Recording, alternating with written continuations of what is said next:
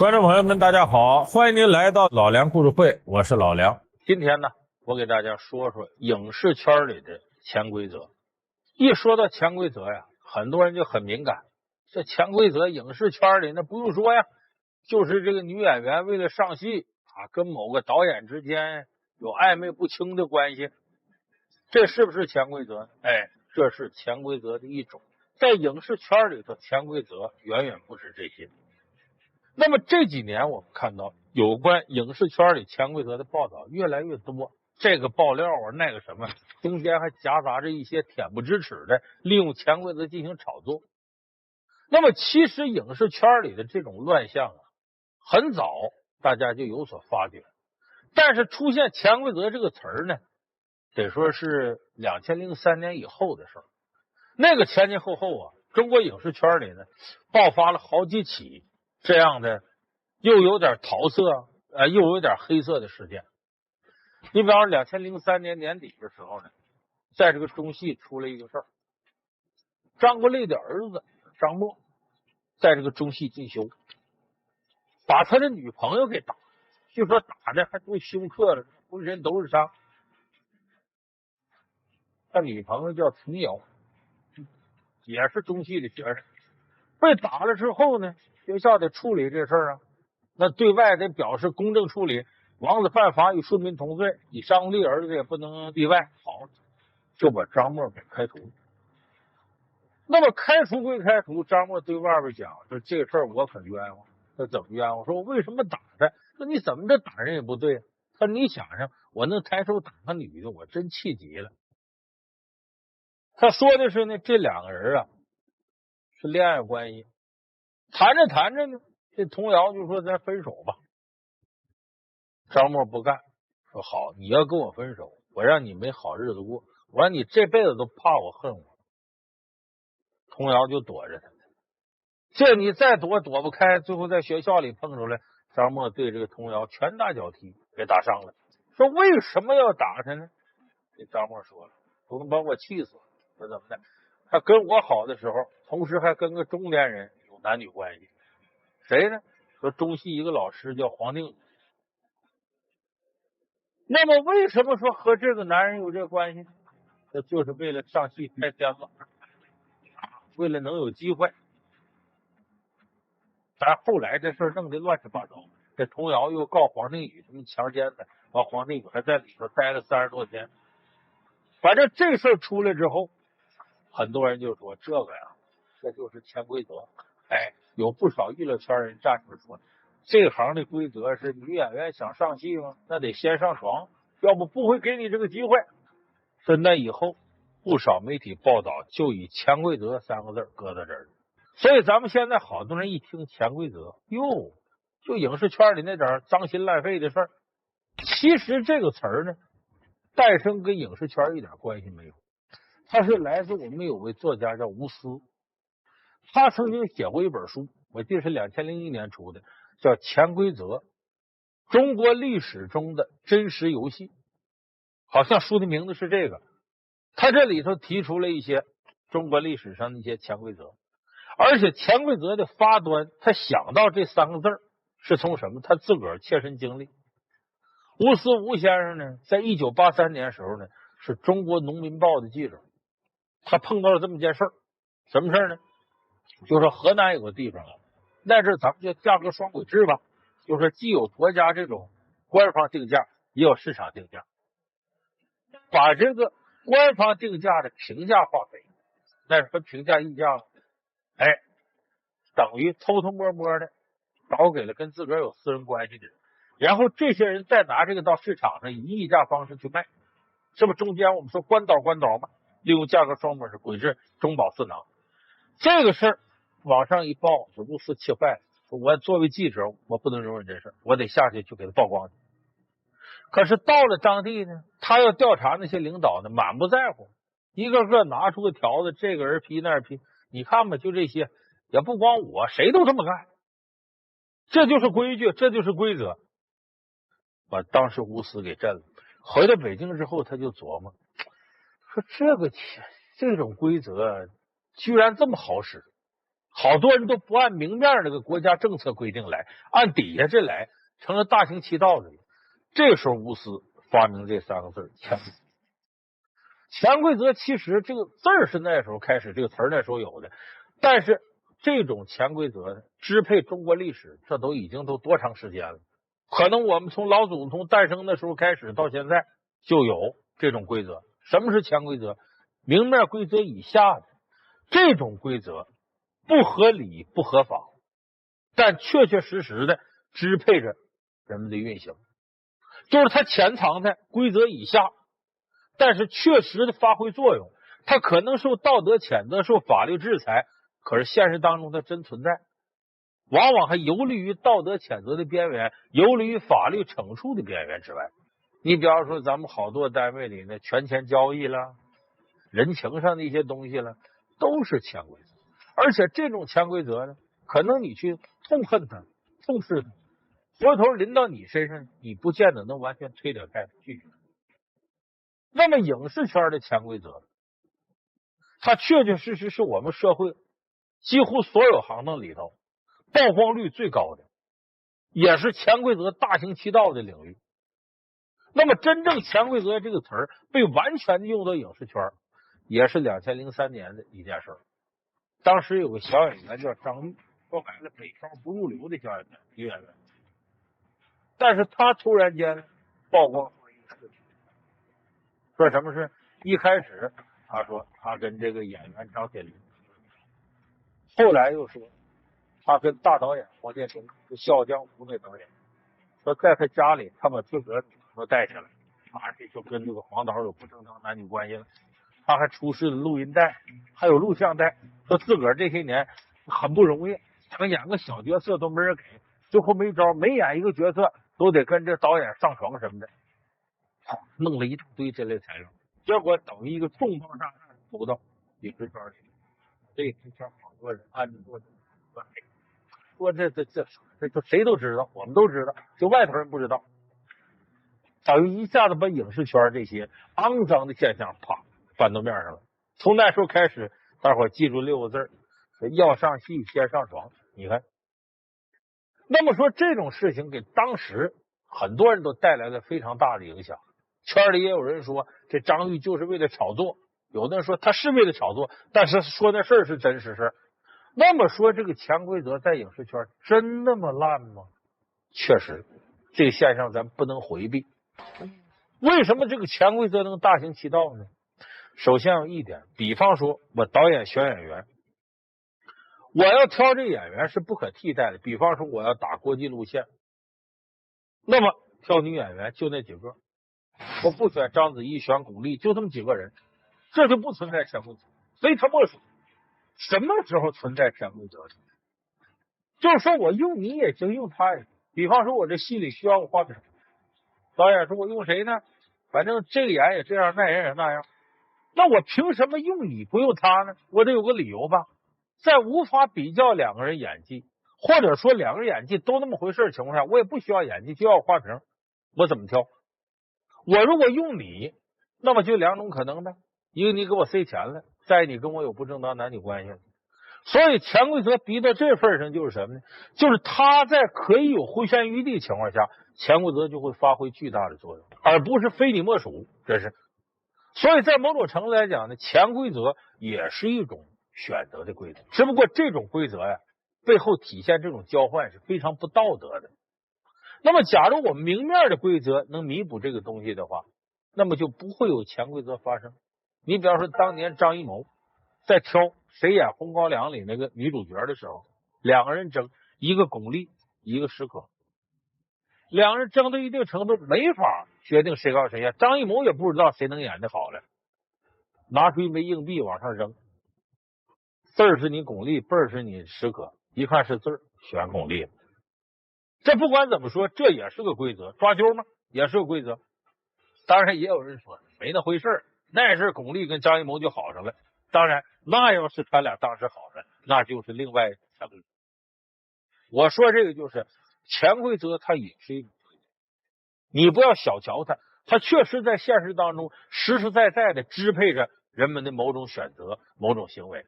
那么咱们现在一听说潜规则仨字，条件反射的啊，这就是这个男女这点事儿，那倒不都是。影视圈里潜规则还除了女色以外，还有权和钱。对于钱，大家好理解，说是就塞上钱了，这事儿就办了。那是什么影片我给了钱了之后宣传报道啊，什么院线呢？但是对权力，可能很多人没意识到。中国电影行当里最大的权力机构是什么？中影集团。他掌握那种权力，他掌门人是韩三平，咱不少人也都知道。他掌握那种权力无远弗届。你比方说，从制片到选演员到上映各个环节，中影集团都能做。为什么呢？他离权力的中心最近。你记住，在社会变革的时候有一个规律，哪个机构离权力的中心越近，他就会越获得更多的好处，而这种好处好多都是黑色的。你比方中影集团，他跟好多院线跟各地方电影院有联系，所以出现个问题。韩三平导的那个《建国大业》，我们说拍的是不错，主旋律影片获得了4个亿的票。很多人说那主旋律也有票房，说这话的人他应该想想脸红不了。为什么？《建国大业》在全国各地放映的时候，很多院线出现这情况，全天不放别的片子，就放这一个。有的人说那这是政治宣传上头任务，不是那么回事。有关部门是说了要宣传这个片子，但是也没说到老百姓到电影院这一天只能看这一个片子，别的不能看。中影集团就是有这样霸道的威力，好多院线不敢惹他，因为他有时候是投资方，他也掐着你的脖子，所以一下子《建国大业》票房冲上4个亿。所以这个其实是一种权力上的潜规则，好多的这个院线得罪不起中影集团，甚至一些民营的一些经营电影的人也得罪不起他。为啥呢？比方我拍个片子也可以上放映了，但是我放映这时候中影集团掌握着调整影片进出口这个。比方我这片子好不容易上映，想捞点票房呢，我在这时候得罪中影集团了，中影集团就引进个好莱坞大片。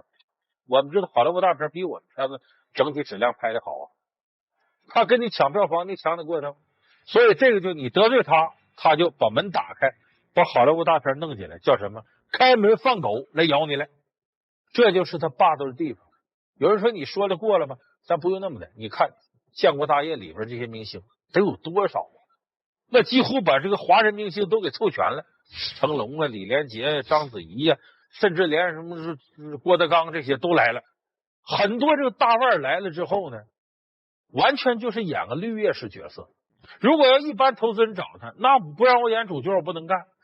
有的来了一点片酬都没有，这些大腕干吗？哎，乐乐呵呵干。为啥呢？中影集团决定了他们好多片子的命运。人在屋檐下不得不低头，端着人碗受着人管，这是充分的电影市场经济吗？很多人在这说中国的电影进入市场经济，有这种权力的阴影在里头，咱们这电影就是不充分的竞争。所以那么些大腕一个个心甘情愿的投入到《建国大业》的拍摄当中，不计报酬。说现在这雷锋真多，哪儿跟哪儿啊？被权力给压的，不敢得罪中影集团，不敢得罪韩三平先生。所以我们现在看影视圈里面权力的潜规则同样非常重。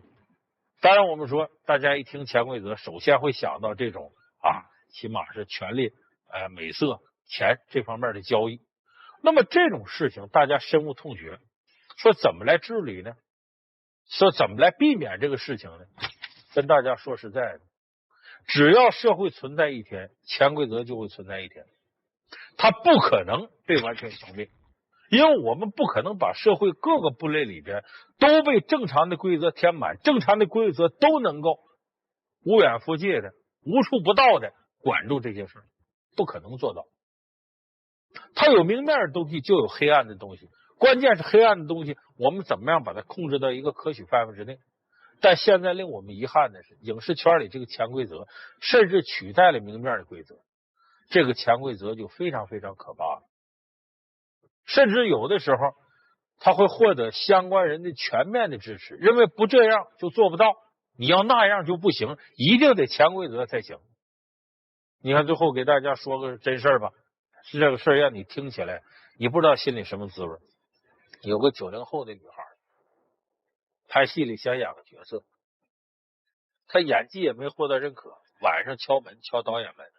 导演说：“你谁呀？”我这么晚来干嘛呀？导演，我爱你。导演说：“对，你走。”他又敲制片人的门，制片人我爱你。凑巧了，这制片人认识这女孩他爸爸，把电话打给他爸爸，说：“你看看你姑娘在我门外，你这怎么回事？你当爹怎么教育你？”没想到他爸爸说：“哎呀，就甭客气了，该怎么办怎么办吧，按规矩办。”就当潜规则这个层面都影响到了这个阶层的时候，你说这潜规则可怕不可怕？所以说潜规则我们不能说骂执行潜规则的人差劲，什么主动愿意奉献的那些女孩如何卑贱。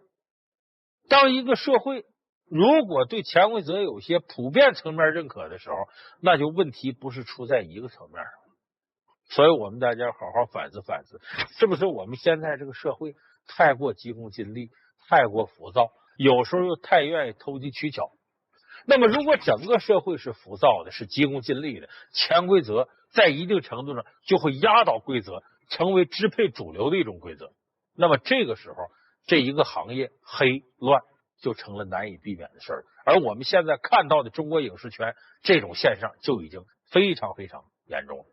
在这个影视圈里啊，除了这个色上的潜规则，权上的潜规则，那钱上更是历史悠久的潜规则。就是说同样我们在竞争这个角色，那好，你拿出钱来了，你贿赂哪个人可能就获得这个机会了。你这片子明明通过不了审查，好，我塞点钱改吧过去了。但是这些年钱上的潜规则是与时俱进。比方说某个明星，他要想获得很高的关注度，我们说要靠媒体这种曝光率高啊好事。那么这个时候就专门有那种经纪公司从炒作这个角度源源不断的给你炒新闻，当然这是为了谋求他今后的利益。那么你炒新闻得媒体配合吧，所以说很多经纪公司和演员跟媒体之间合伙玩这些事儿，那你在媒体上炒你的事儿，你不给钱行吗？当然我们说这种潜规则呀，你不能就赖影视圈，那更大的利益相关方玩的比这还花呢。比方说我们的搜索引擎百度，他那个狗屁不通的竞价排名，我一直认为百度根本不是一个负责任的企业。前不久呢，关于百度文库的事儿，那都是典型，但是没有这竞价排名罪恶。竞价排名是什么呢？你谁给我百度钱，哪个企业给我钱，一搜索，啪，他先冒出来。比方说北京有一家治性病的医院，给了百度竞价排名的钱，好，一搜索他就排头来。然后给的什么代价呢？点击这个一次，这医院都给你钱。为啥？蒙一个是一个。你那么想，他给百度那些钱，他能不捞回来吗？所以这样医院必然是坑消费者的。而百度跟这些坑害消费者的人合作到一块儿，他为啥？他为了挣钱呢。所以这个竞价排名被中央电视台给曝光之后，百度赶紧危机公关，又投放广告又什么的。到现在为止，在百度上面这种搜索依然没有我认为明显的收敛迹象，也是一搜索排前面几个，那竞价排名都给钱。也就是说，这种钱上的潜规则，它是社会大层面带来的影响很大。影视圈里只不过是钱上潜规则一个小小的分支，远没有色上的潜规则那么明显。但是这种钱上的潜规则却是腐蚀力最强的，渗透层面最广泛的。所以影视圈里头钱的潜规则同样大行其道。香港著名影星周润发对媒体再度说出了我死后要把99%的财产捐赠出去这样的话。为什么说再度说出呢？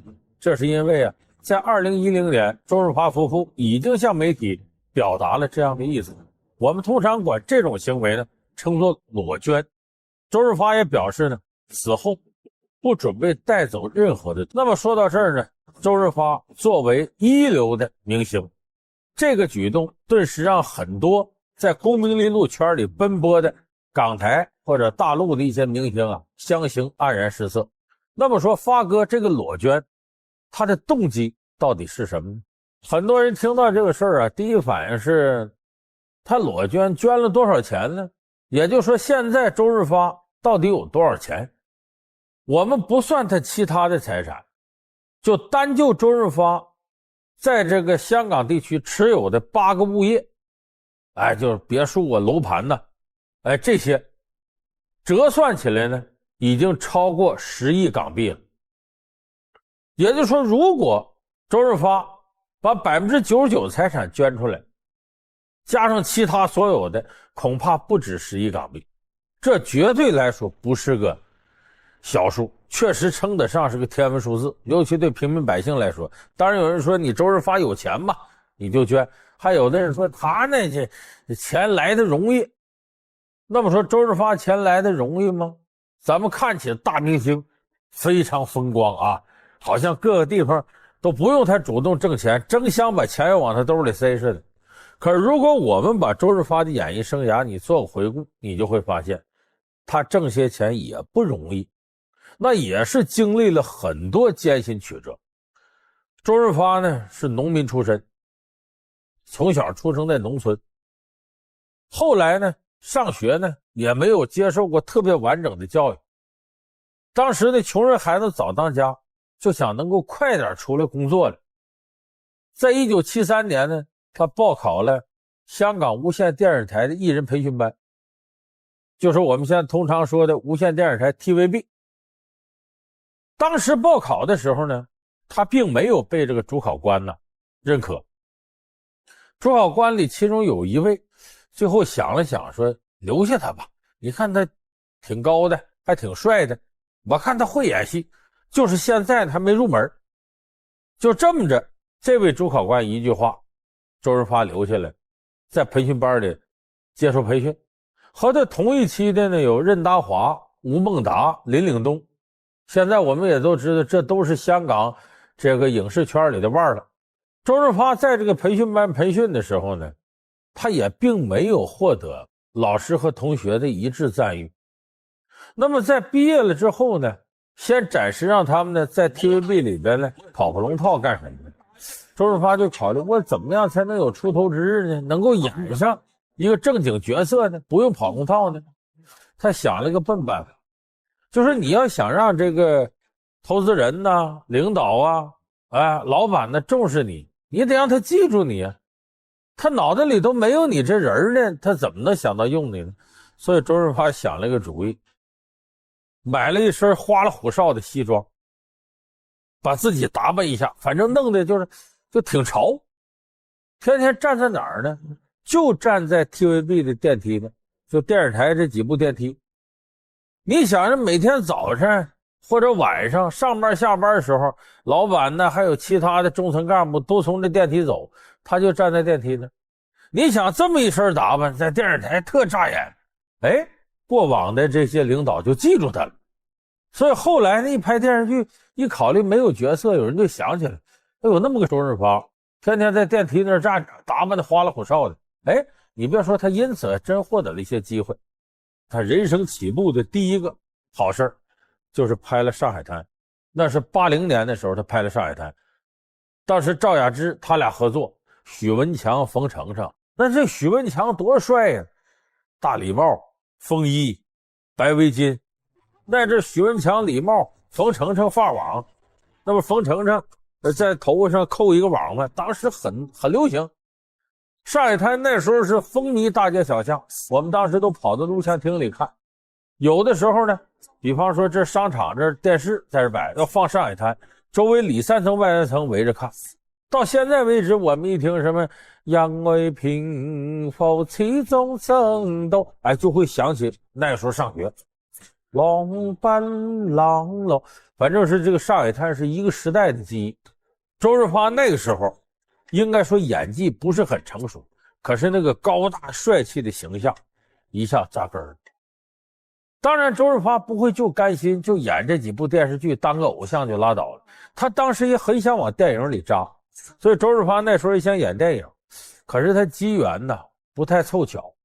他当时演的电影呢，有的时候呢挺叫好的，但不叫座；有的时候卖了点票，但是专业人士都认为这电影不怎么地，甚至有一度周润发被称为票房毒药，就有他电影就不好卖。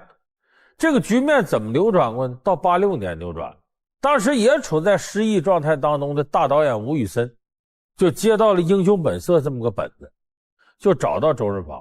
周润发一看这本子，哎，这我得演，说给你50万港币片酬，不要片酬我都愿意演。这小马哥这角色太有意思了。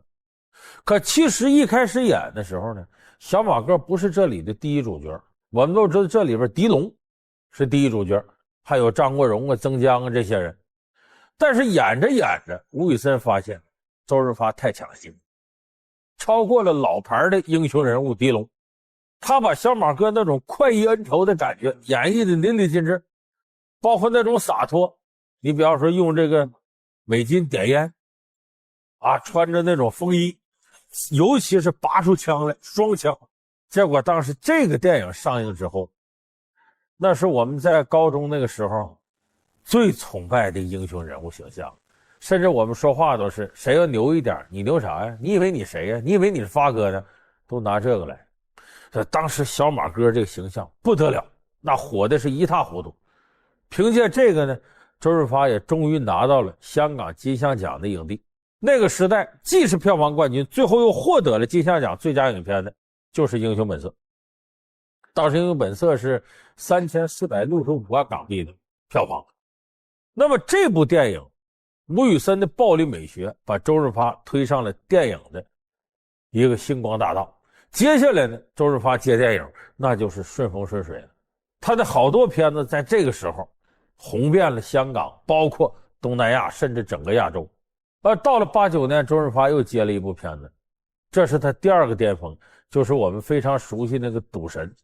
他里边演赌神高进，也就是这部戏我们看过之后呢，就有这感觉，谁跟发哥配戏这气场都差一分。你刘德华也弯，往周润发身边一站，那就是小弟。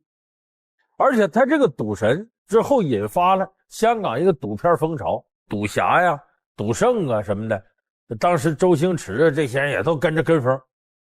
而这一年呢，周润发又拍了另一部片子，风格和赌神呢和我们说英雄本色完全不一样，叫阿郎的故事。阿郎的故事里边呢，他跟是张艾嘉演对手戏，演一个很温情的家庭戏。而那里边的歌曲很有名，一个是阿郎恋曲，就是后来的恋曲1990粤语版的，再一个是你的样子，这两首歌都是罗大佑做的。结果到90年香港金像奖评奖的时候，怎么评的呢？出现了周润发打周润发，就是赌神这片子跟阿郎的故事打仗，就到底是这里边哪个周润发演的角色应该获得影帝，这在当年是非常了不起的。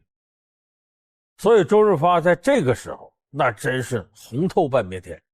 周润发决定进军好莱坞，当然一开始的过程并不顺利，好莱坞开始接受的还是把他当作呢拿枪耍酷，有点类似于接受李连杰、接受成龙，把他当作个打星。后来一点点的周润发打开自己局面了，尤其是李安导演的《卧虎藏龙》，他里边演的大侠李慕白。这《卧虎藏龙》在全球获得了2个多亿美金的票房，这也是迄今为止华语片的最高票房。那么他这李慕白呢，可不是打星，你看拿着剑打着武打动作那么点，主要是通过他体现中国武术里边的道家精神和清净无为的这种文化，所以这部片子让周润发成为了国际影星。后来周润发呢转个弯呢，又回到这个华语影坛继续发展。你看拍了《姨妈的后现代生活》，后来张艺谋的《满城尽带黄金甲》，然后拍了胡梅导演的《孔子》。其中一个给大家印象最深刻的合作，那是接拍了姜文的《让子弹飞》。当时姜文、葛优还有这个周润发3个人的这种对场戏，我们还记得吧？3个人围成一圈坐着，互相之间打机锋。拍摄过程当中采用里边有这个轨道式机位，把这仨人拍下来，那一幕张力极强，看着特别过瘾。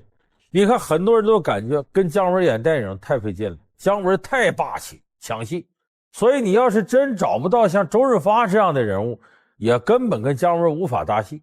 反过来一样，发哥演戏非常霸道，要不是有姜文这样人物，不是有葛优这样的戏精，也接不住周润发。所以这部戏你想想三个人的合作，还没等拍的时候就令人神往。这片子里也有不少腕，你像刘嘉玲啊，还有咱们这边像邵兵啊、张默、陈坤，这几位大陆的当红影星是零片酬，不要片酬。为什么？就是想体验一下和这三位大腕合作的感觉。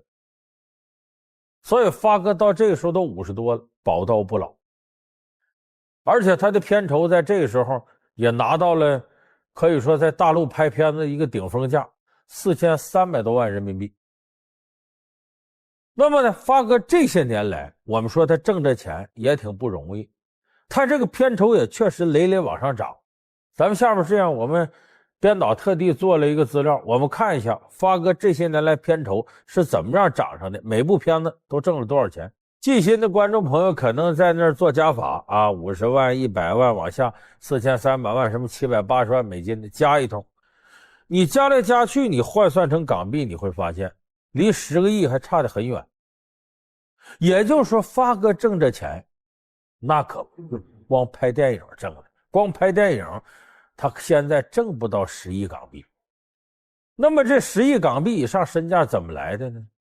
咱们得说呀，有的时候啊，这个你不理财，财不理你。这个演员呢，他的财商有多高挺重要。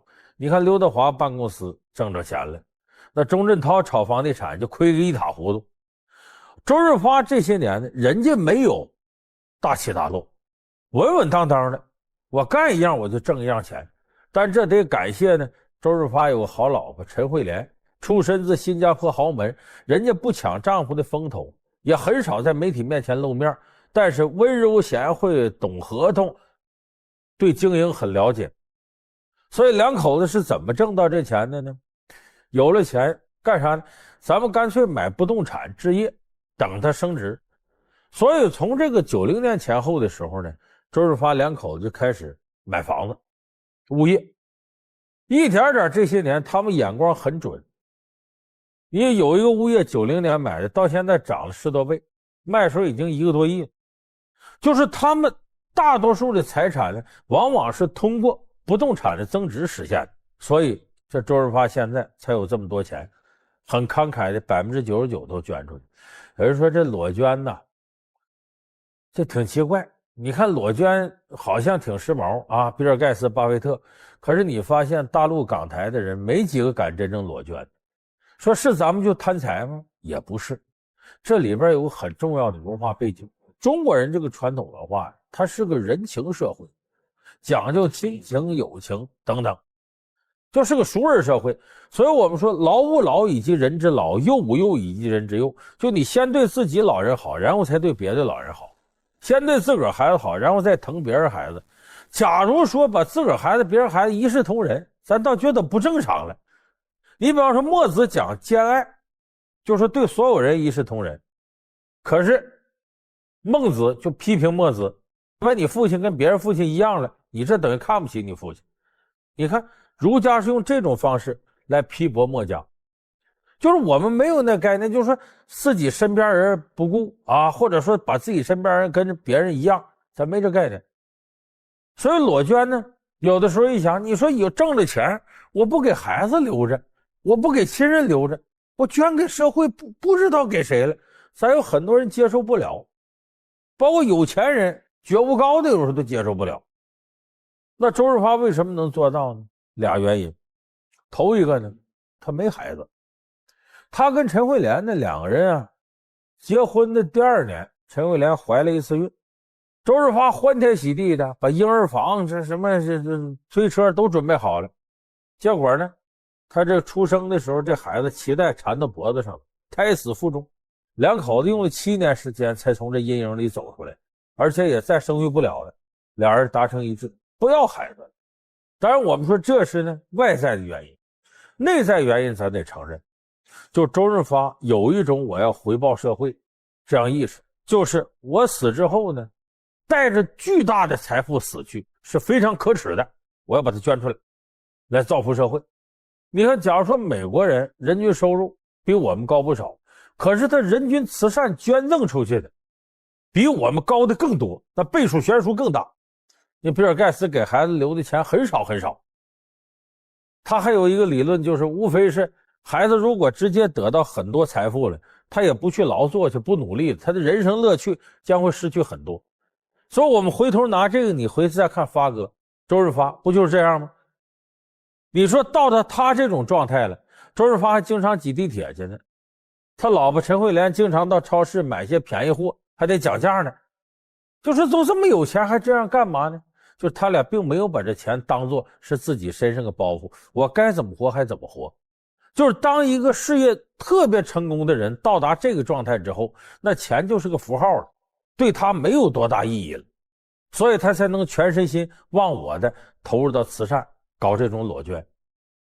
所以从这个意义上来说呢，周润发他干了这么多的事情，拍了这么多精彩的影片，他这一生已经活得足够精彩，足够圆满了。那么钱对于他来说真的不是最重要的，也许他所有的人生乐趣已经在挣钱的过程当中都已经感受到了。所以我倒觉得这样的精神很值得我们的富人学习，尤其是我们现在在名利圈里打转的这些大明星小明星们。所以我说发哥裸捐等于是他第二次奉献给了我们一种别样的英雄本色。